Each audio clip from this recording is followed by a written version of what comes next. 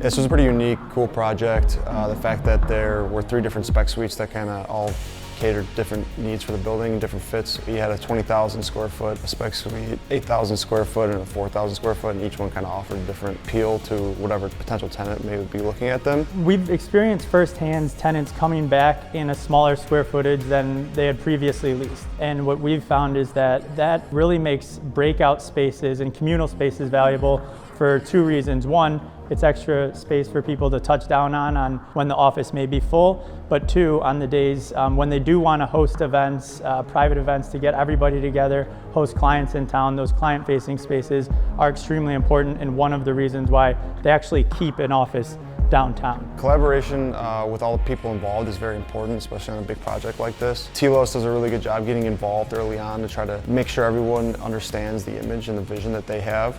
I thought Partners by Design did a great job, putting that to paper, and I like to think we did a pretty good job bringing it to life. This is the atrium on the 37th floor, roughly 30 feet in the air. We had to demo all the soffits and build everything new. A lot of hanging drapery, steel drapery, and lighting. Suite 700 is one of the bigger suites that we did, and at the midpoint, roughly, it got taken by a company where they decided to expand on our space, add extra offices. The space turned out great. Suite 750 was a pretty cool space. Offered a lot of warm colors, a couple conference rooms. It's kind of like the go-to size space that a lot of tenants are looking for right now in the market. If there's a delay, we know about it before we're hearing from it from our subcontractors or our property manager. It's an open line of communication all the time, and that's what allows us to get out in front of a lot of what would otherwise be big setbacks. And I think that's what has set us apart on this project and throughout the city working with Center.